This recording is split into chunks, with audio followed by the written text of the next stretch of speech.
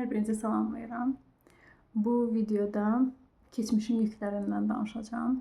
Hansı ki, keçmişdən gələn yüklər, yəni ifadə olunmamış hisslərimiz, hansı ki, travmaya dönüşmüş bizim beynimizdə, yəni zehnimizdə yaxşı iz qoymayan, yəni yaxşı bir hadisə kimi yadda qalmayan məsələlər haqqında danışmaq istəyirəm.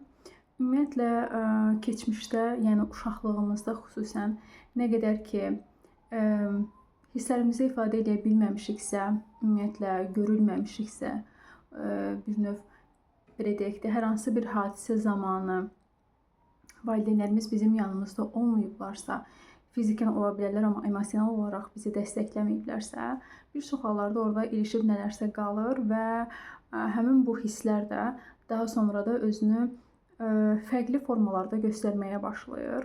Hansı ki, məsələn, ola bilər ki, sən indi nələrsə başlayırsan, amma bitirə bilmirsən, nələrsə yarımçıq qoyursan və ya da ki, ola bilər ki, həddindən çox bəzən qəzəb partlamaları yaşaya bilirsən, qəzəbli şəkildə özünü ifadə edirsən və ya da ki, donub qalırsan. Bu kimi reaksiyalar şəklində özünü göstərə bilir.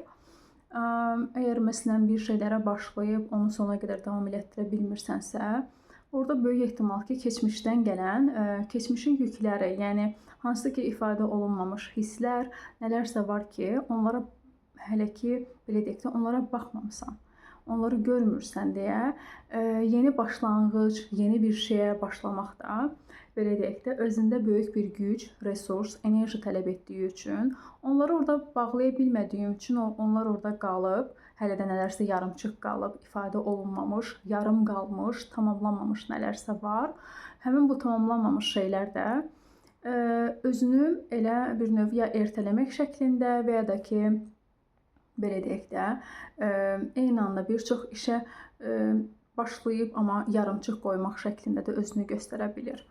Bir çox hallarda bunun kökündə qəzəb, aqressiya, inciklik duyğuları yatır ki, bu duyğuları nə qədər ifadə edə bilmirsən və ya da ki, nə qədər fərqindəsən, yəni hansı yaşda, hansı hadisə zamanı, hansı valideyninə qarşı belə bu qədər qəzəbli, aqressiv hiss eləyirsən, nələr səni incidib, bunları görə bilirsən, bunlara baxa bilirsənmi?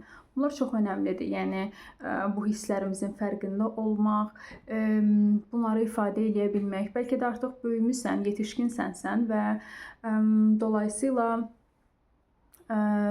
təbii ki, bu hadisə bir növ belə deyək də, nə qədər fizikən böyüsən belə, emosional olaraq hələ ki, böyüməmisən o baxımdan. Çünki orada ifadə olunmamış nələrsə var, yarım qalmış. Həmin o yarımçıq qalan şeylər də indi səni tıxayan, incidən şeylərdir və böyük ehtimal ki, bəlkə də fərqində olmadığın yerlərdir. Və dolayısıyla yeni bir başlanğıc istəyirsənsə, yeni bir şeylərə başlamaq və ya da ki, yeni hədəf, məqsəd təyin etmək istəyirsənsə, özündə bəlkə də yeni sən və yeni bir həyat yaratmaq istəyirsənsə, mütləq şəkildə bu yerlərə baxa bilmək, bu yerlərin üzərindən keçə bilmək çox vacibdir.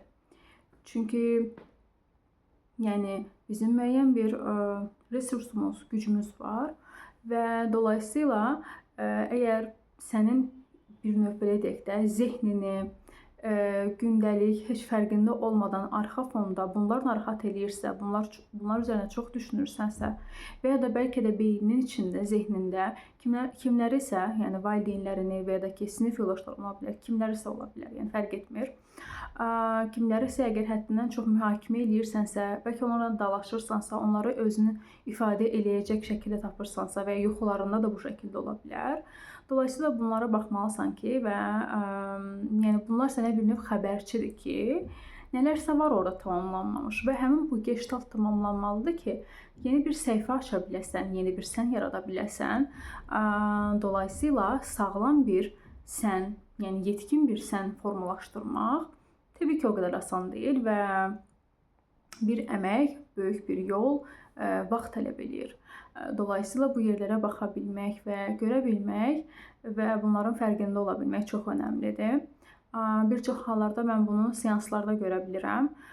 Hansı ki, daha çox xanımlarda həddindən çox gərginlik ola bilir. Məsələn, bu gərginliklər bizi bir növ belə deyək də, diş qıcama şəklində və ya da ki, ola bilsin ki, çanaq bölgəsini sıxmaq şəklində və ya da çiyin bölgələrində həddindən çox gərginlik ola bilir, diş sıxmaq şəklində bu şəkildə göstərilə bilir. Məsələn, əgər həddindən çox dişini sıxırsansa yatarkən və ya da heç fərqində olmadan sadəcə bədənini çox gərgin şəkildə hiss eləyirsənsə, o zaman burada nələrsə var, çözülməmiş, baxılmamış, görülməmiş nələrsə var. Bədən praktikaları bunun üçün çox önəmlidir. Hansı ki, məsələn, bunun üçün belə deyək də, fərqində olmağın üçün bədənində hansı nahiyədədir bu, nə hiss eləyirsən, bunları bilmək üçün body scan adlanan, hansı ki, bədəni skan etmək, yəni belə deyək də, müşahidə etmək. Bu şəkildə eləyə bilərsən, bu şəkildə başlaya bilərsən. Məsələn, gündəlik sadəcə bir neçə dəqiqə, 5-10 dəqiqə ola bilər və ya daha qısa müddətdə ola bilər. Sadəcə bədənini bir növ təpədən dırnağa qədər, yəni ayaq hissəndən baş hissənə qədər bunları müşahidə edə bilərsən və hər nəfəs aldıqca sakit bir şəkildə təbii ki, oturaraq və ya da duraraq fərq etmir. Bu şəkildə özünü müşahidə edə bilərsən ki, bədənin hansı nahiyələrində ağrı və ya da ki, gərginlik hiss eləyirsən, nələr baş verir burada görəsən. Bunları müşahidə etmək və eləcə də yazıya tökmək, yazmaq çox önəmlidir. Çünki bir çox hallarda şuuraltı yazmaq, yəni yazmaqla dönüşür və yazmaq çox sehirli və çox bir növ belə deyək də, sadə, praktik belə deyək də, terapiya növüdür. Dolayısıyla bunlar çox önəmlidir. Və daha sonra isə bədən praktikaları eləyə bilərsən, bundan araşdıra bilərsən, bundan bağlı idman ola bilər və ya da ki, fərqli praktikalar ola bilər. Tai chi kimi, məsələn, bu kimi çalışmaları araşdıra bilərsən, hansı ki, bunlar çox dəyərli və önəmli yerlərdir. Önəmli məsələlərdir ki, bunlar üzərində işlədikcə yavaş-yavaş dönüşmək hiss eləyəcəksən, yavaş-yavaş dönüşəcəksən.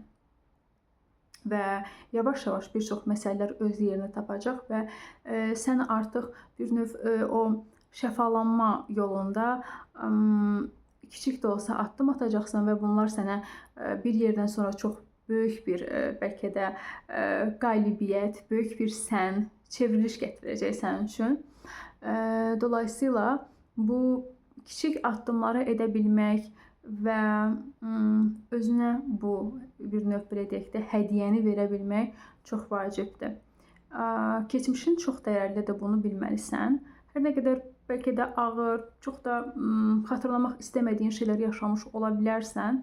Amma təbii ki, sənin hekayən, sənin bir növ belə deyək də, sənin üçün dəyərlidir. Bəzən səni sən eləyən yerlərdir, bəzən səni formalaşdıran, səni dönüşdürən yerlərdir.